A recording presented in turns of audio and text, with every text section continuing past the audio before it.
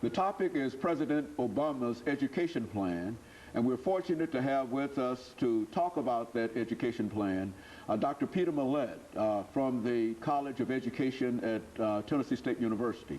Dean, let's see if we can pick up where we left off before the first commercial break by talking about, from your perspective, talking about President Obama's education plan, period. Let's talk about it from that perspective. Okay.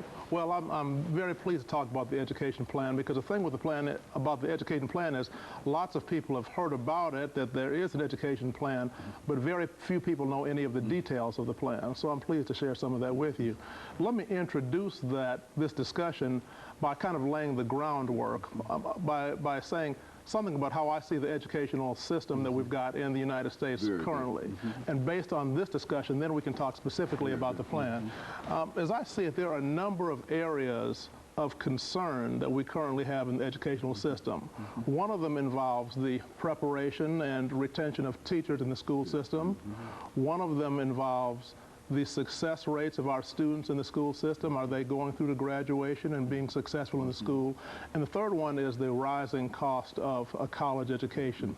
So let me just talk briefly about each one of those, and then I'll get right into the plan. The first one talks about teachers that are in the school system.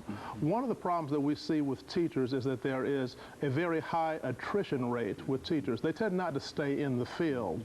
Of teachers that are in the field at any one time, approximately 30% of them leave the profession within the first 5 years. Approximately 50% of teachers are going to leave within the first 9 years. Of the teachers that remain, a challenge that we have is, because of the scarcity that we have, particularly in some high demand areas, math, science, special education, English language learners, those kind of things, sometimes we have teachers who are teaching outside of their areas of expertise. The unfortunate part is that sometimes when the first day of class comes, we have to have someone in the classroom. Someone's got to be in front. So that's a problem that we've got with the teachers. In terms of the student performance in the classroom, there's another challenge. Currently in the United States, at any one time, approximately 65 to 70% of students graduate. So that leaves, we've got about 30-some% of people do not get a high school diploma. Now, if you're a member of certain groups, if you're a member of a Hispanic group, African American, economically disadvantaged, then your graduation rate is going to be even lower. Now, the problem that has is that it causes a number of other challenges. Now you've got problems with unemployment, underemployment. Many of the people that are currently incarcerated are going to have less than a high school graduation rate. So those are some of the kind of things that you see. Now, the problem with high school is that the problem doesn't really begin in high school. The problem begins much earlier. We need to look back at middle school, 6th grade, 7th grade, and we're going to find that children who have problems in 6th grade, 7th grade, problems with attendance, discipline problems, performing poorly in certain classes like math, science, English, those children are going to be less likely to graduate. Only 10% of them are going to graduate by the time they should, after 4 years of high school. Even if you look in this country right now, only about 50% of the adults read at less than an 8th grade level. And the average newspaper is written at the 5th or 6th grade level. So we've got a number of challenges with this. Let me talk about the third one, and then I'll get directly into the economic plan. The first one I talked about was teachers. The second one I talked about was the challenge of the school. The final one is the cost of a college education. The cost of college education has steadily risen, and over the last 5 years, it's risen by 40%. That makes it very difficult for average working families to obtain a college education. The average student, when they do graduate, they've got about $19,000 or $20,000 in debt, and that's very difficult to pay off. When you look at graduation rates by demographic group, you'll see about 12% of Hispanic persons with a college degree, 16% of African Americans, 33% of whites will have a college degree. So if you look at those three different areas that I've described, those are going to be the primary areas that President Obama's plan are going to address. Very good. Very good. Now, let me switch gears a little bit and talk about his plan specifically. Now, his plan is going to address all of those areas And let me just give you the headings, and then I'll talk a little bit about each one. Okay. One of them is going to look at early childhood education. That's going to be children from birth up until around age 4 or 5. Then it's going to look at traditional school-age children, kindergarten through 12th grade.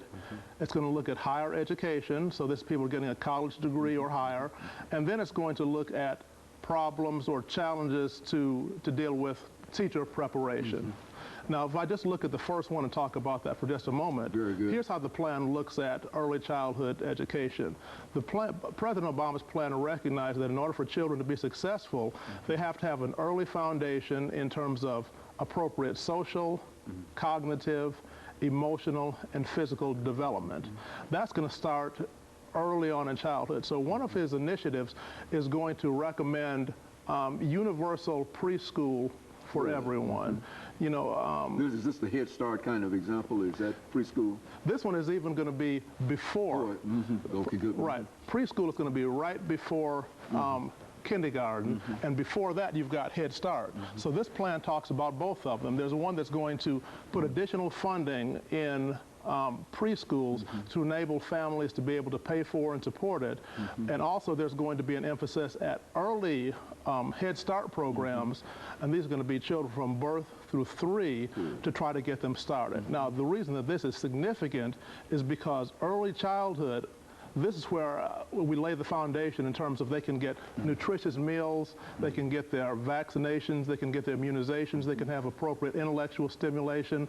So it is very important that we have an appropriate levels of intervention for early childhood. So those are some kind of things you see for the early childhood.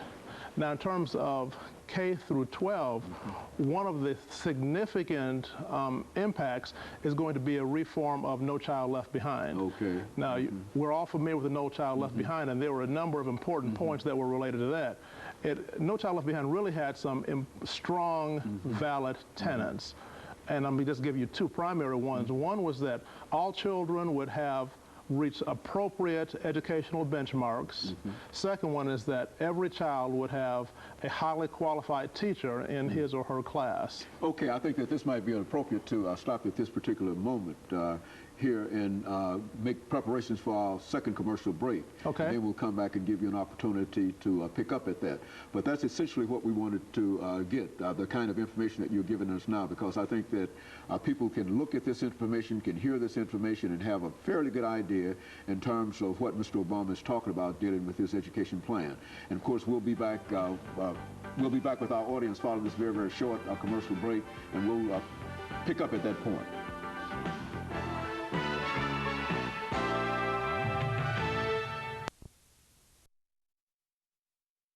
The topic is President